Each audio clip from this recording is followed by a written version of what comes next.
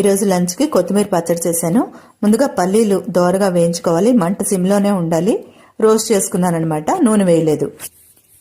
పల్లీలు బాగా వేగాక వాటిని ప్లేట్లో తీసించుకుని తర్వాత అదే మూకుట్లో నూనె వేసి మెంతులు, మినపప్పు, ఎండుమిరపకాయలు, ఇంగువ వేసి వేయించుకున్నాను.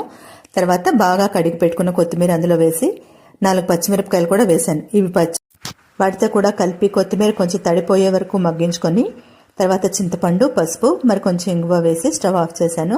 ఇదంతా బాగా చల్లారాక గ్రైండ్ చేసుకునేటప్పుడు ఉప్పు, బెల్లం కూడా వేశాను. నేను 1 స్పూన్ బెల్లం తరుగనుకోండి వేశాను. మనకి ఇష్టమైతే ఇంకా ఎక్కువ వేసుకోవచ్చు, కానీ పచ్చడి అయితే చాలా బాగుంది. అంతేకాదు కొంచెం క్యాబేజ్ ఉండిపోయింది, కొంచెం క్యారెట్లు ఉండిపోయాయి. క్యాబేజ్ నువ్వుల పొడి వేసి కూర, అలాగే క్యారెట్ కొబ్బరి కూర వేసి కూర చేశాను. ఈరోజు లంచ్ అయితే ఇలా అయింది. ఇప్పటి వరకు సబ్స్క్రైబ్ చేసుకున్న వారందరికీ నా ధన్యవాదాలు. కొత్తగా ఎవరైనా చూస్తుంటే సబ్స్క్రైబ్ చేసుకోండి ప్లీజ్. వీడియోస్ అన్ని చూడమని రిక్వెస్ట్ చేస్తున్నాను.